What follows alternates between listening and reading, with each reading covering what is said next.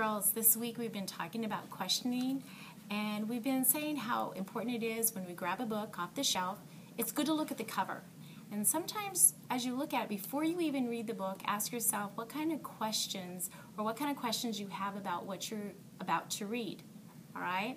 So today I'm going to read you a book, and it's called Charlie Anderson. All right? As I read you the book, Charlie Anderson, I want you to grab this paper, and I want you to write down 2 questions that you might have while I read the book, Charlie Anderson. All right?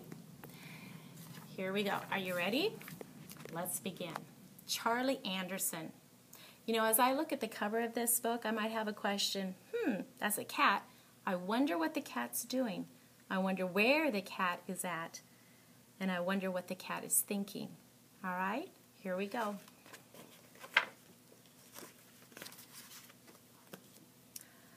One cold night, a cat walked out of the woods, up the steps, across the deck, and into the house where Elizabeth and Sarah lived. Now remember, as I read, think about some questions that you might be having and write them down. He curled up next to their fireplace to get warm.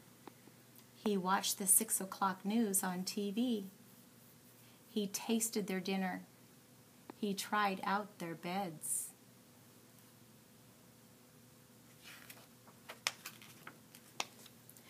He decided to stay, and the girls named him Charlie. Every morning, Charlie disappeared into the woods again.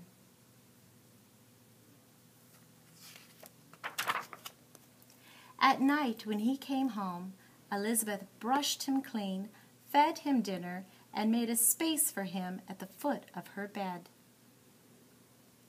He liked Elizabeth's bed the best.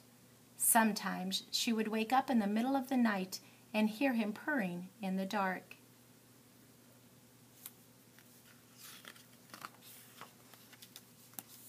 Sarah called him baby and dressed him up in doll's clothes.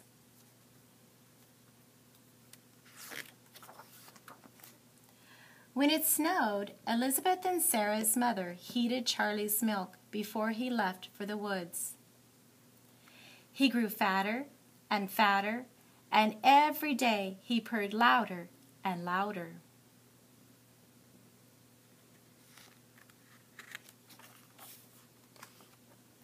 On weekends, the girls stayed with their father and stepmother in the city. They wanted to bring Charlie with them, but their mother said he'd miss the woods. Charlie's a country cat, she told them.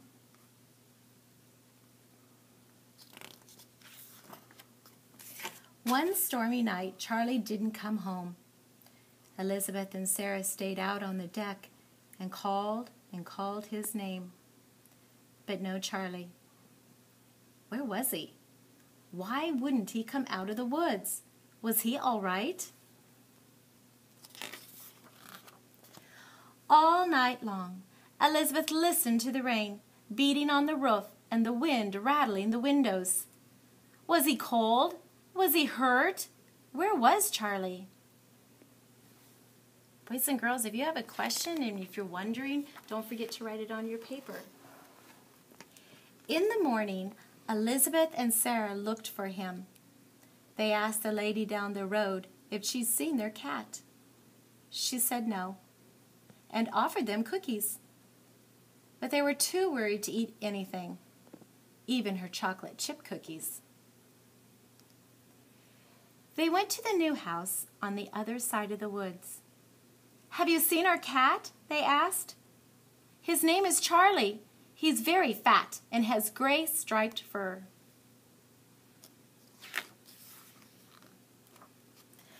"We have a cat with gray striped fur," said the man.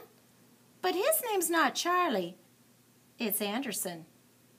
He's upstairs, asleep on our bed."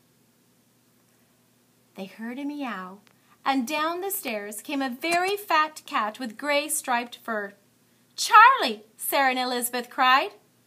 "No, that's Anderson," said the woman. "We've had him for 7 years.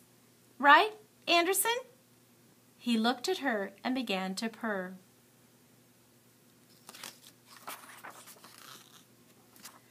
"But it's Charlie," Sarah said. He looked at her and purred louder. "Is he ever here at night?" Elizabeth asked. "Anderson is a hunter," said the man.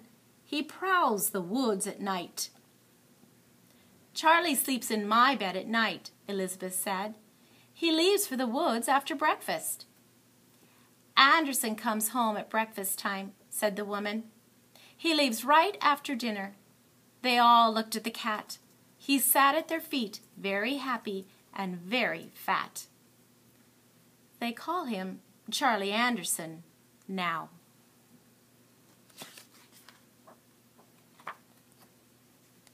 Sometimes, in bed at night, Elizabeth asks him, "Who do you love best, Charlie Anderson?"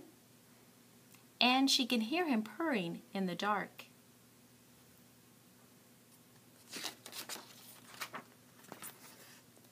Just like Elizabeth and Sarah, Charlie had 2 homes, 2 beds, 2 families who love him.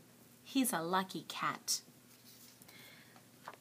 Boys and girls, now what I need you to do is I now need you to go and listen to Miss Lister, because she's going to read another book called Six Dinners Said. All right?